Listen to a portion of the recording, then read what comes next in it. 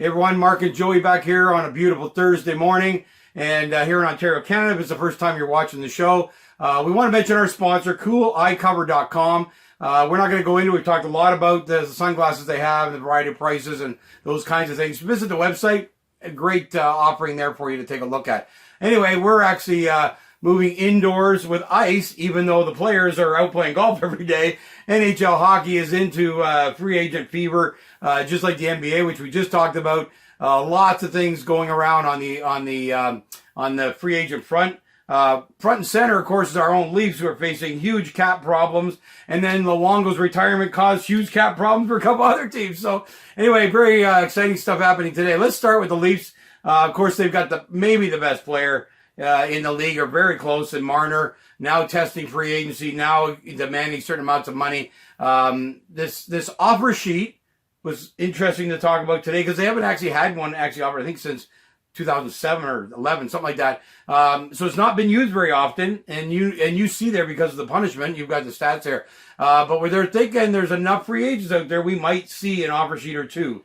This year. So if they sign him for over $10.5 million, that they give up 4 first-round picks. So they give him an offer sheet, right? They give him an offer sheet. At least get a chance to match that. Yeah, and that's what Martin was asking for. So that's why it's a big topic right now, because there's all talk about offer sheets, and people are going, well, this is what teams have to sacrifice for one player. And I don't see many teams that would feel that it's worth it. Yeah. Although the New York Rangers are a potential team to do it. Maybe the New Jersey Devils, who are kind of in a position to possibly go on and win now with the first-round pick, PK Subban, Taylor Hall, already a decent team. They might be willing to risk it all to try to win now. And then obviously the Leafs can match them. And there's only been one that has not been matched since 2005, 2006, and it was really a nothing player. So, they probably didn't have to give up much or get much.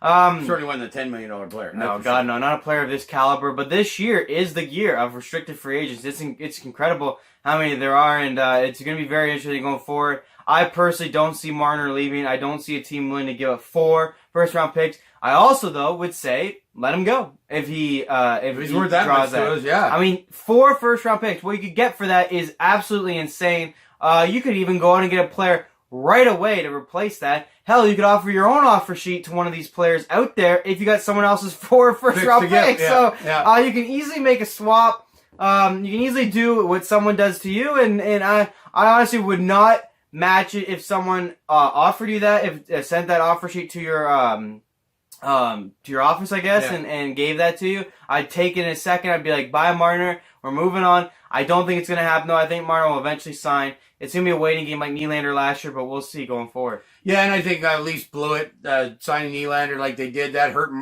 Marner's feelings more than anything else. He was ready, willing, and able to stay for less money. Again, this is mismanagement at the top.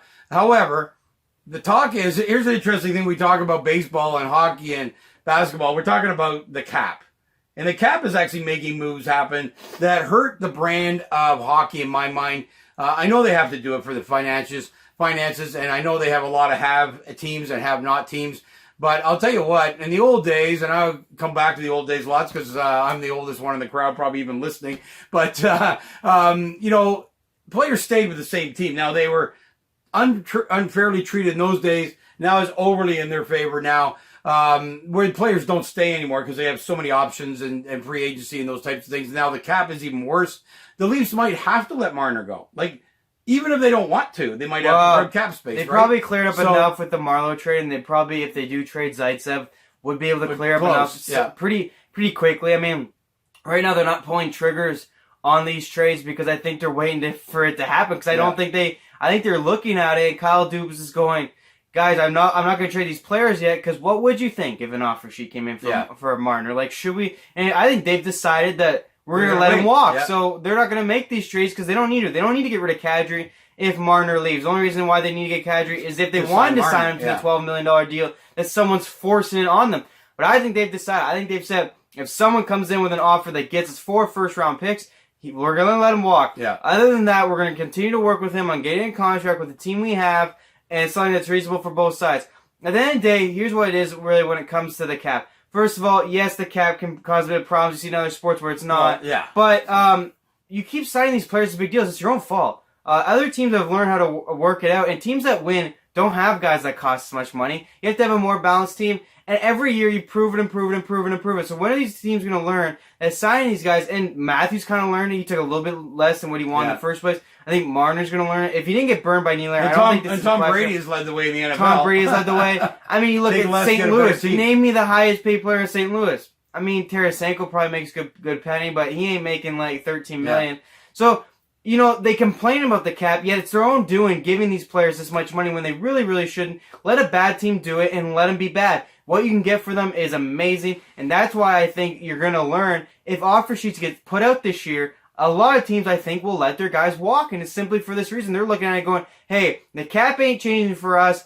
Having one player for all this money in a sport where it's not like basketball. That guy can't carry you. He doesn't touch the puck enough. He does not play enough. He can simply not get you across the finish line. You have to have a well-rounded team, and I think they're realizing But here's a good thing about basketball is this signing of a guy who's on a team if he's re-signed by his own team, right? I take a look at the Leafs. They've done an unbelievable job in drafting, which is part of what you want to do. You want to bring players in. I think for the fans' sake, a guy like Marner should be able to be signed for whatever the Leafs want to sign him for. There needs to be a cap issue if you're keeping your own guys because this is how you build fan base. You build fan base. They don't give it the Leafs, but let's say the whole overall league. Let's say one of the have-not teams have gone out there and been a great drafting team, and they get gutted because of the fact they can run up against cap space because they've had 4 number 1 picks in a row because they're crap. They get great picks, and then all of a sudden, within 3-4 years, they got to give them up. If the owners can't afford it. No, I'm just saying, though, is that lots of owners can afford it, but they can't spend over the gap. I mean, we know Toronto but can other teams you're trying to help. Well, that's they have the option at least. They get to at least say, hey, I got the best player in the league. I'm going to pay him what I can afford to pay him, period. And if he's on my team, I get to go over the cap. Because you look at teams that are just never going to be good, and they're going to have to. Connor McDavid is going to have to leave Edmonton. I mean, Edmonton is never going to be able to afford it. 13 years. So. Oh, did he get 13 years? Sorry, that's my fault. Then missed that. So a player like McDavid's situation could have to let go, like Marner's going, and the team can't do anything about it because of their cap space. So I just think there should be something about homegrown, drafted players that you put all the time and effort into. If you need to pay them more, you should be able to pay them more. Yeah, and you can though. Like if you got a McDavid and you're in the Florida Panthers market, or like you're in Edmonton even right now, which could be a bad market.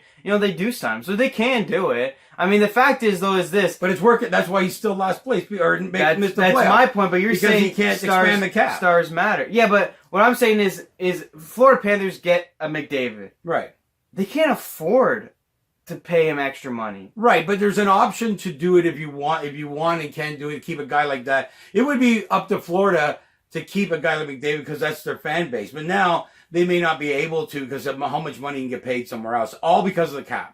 But actually, right now, no one can offer them more than like what you could offer them. So, like, let's say they got a guy like that, they could pay him. It's like McDavid makes the most money in the NHL. If Florida got him, they could do the same thing. No, but they can't help the rest of their team. They can't overspend their cap.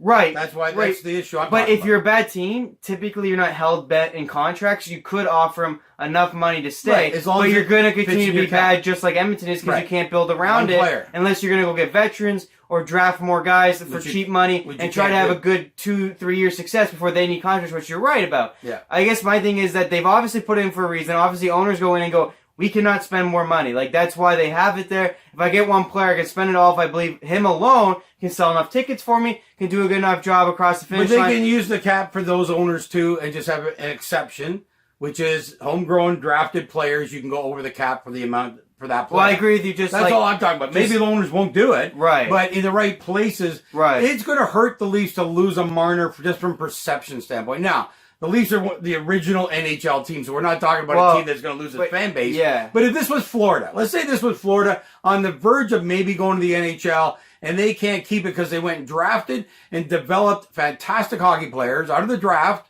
didn't trade for them, out of the draft, didn't sign them. Out of the draft, they developed this team, and now because they up against cap space and they've got to get rid of them, that hurts that fan base. That hurts that team. But so there's two options. First, I'll say, obviously, you can make trades of other guys, like your lesser guys, to make room for that cap space. But again, you're getting rid of your real talent. Hold on. No, like your third and fourth liners, get rid of a bunch of them, call up your AHL guys. But anyways, what about these offers? You don't think that's enough compensation? No, because you're ready to win.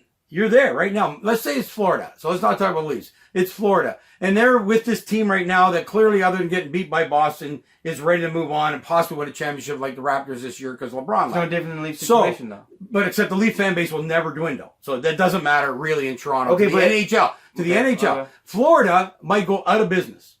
Right? The team is on the verge. It could. They get no fans. Even one of their own players who won one of the awards that thinks that there's more Finnish fans here than there is Florida fans. He put a jab in about that. Issue with that, but but the point is that if you've drafted and you've grown these players from the time they were drafted, you should be able to go over the cap to keep them. Okay. Just those players. Okay. Not anybody else. You get cap space for those players to keep a team like Florida potentially in the league and viable, because right now they'd be drawing huge fan bases. The situation you're talking about for Florida, though, would still have an Austin Matthews, we still have William Nylander, we still have all these players that are currently on the Leafs. What you're telling me is without Marner right now, the Leafs don't make the playoffs. So what you're saying, Florida would be in the same. So let's put Florida in the exact same situation. Yeah. If the Leafs lose Marner, right, what do you think happens next? Do they make the playoffs? The Leafs make the playoffs? Yeah. Yeah, but they don't win. Guy's the best player on their team. Okay, but Florida in this situation still continues to make the playoffs. So what? They got good enough for Florida. I'll tell you, what did Tampa Bay... So you think the Leafs can't win the cup if they lost Marner? No. How did Tampa Bay create a fan base? By winning the cup. Winning the cup does it. Look at Toronto Raptors. I mean, it's insanity stars, now. Though. Who? They have one of the best players in the league. What are you talking about? But they spread out their money and they all took pay cuts. My point is the NHL has issues in some cities, Phoenix, Florida, places like that if they can home grow a team and then get gutted because they run out of cap space is wrong. That's my point. So simple point. I'm not judging whether they can't make the playoffs. Here's what I can tell you. If this Leaf team transplanted to Florida tomorrow, they'd have a chance of winning the cup. That would save that franchise. If you took Marner out of that picture, so what? They make the first round and they lose. That doesn't help that fan base. I still think the Leafs can win the cup without Marner because I think with 4 picks, but that's not my argument. Make some other trades. No, 4 picks or whatever. My point is that you draft and you grow a player from the beginning. You put all the time, money, and effort into him. You should not lose him because of the cap. Period. I don't want to judge the teams. I don't want to judge whether they can't win. It doesn't make any difference to me. My point is, you need to be growing players. That's what builds fan bases. That's what makes players heroes in towns.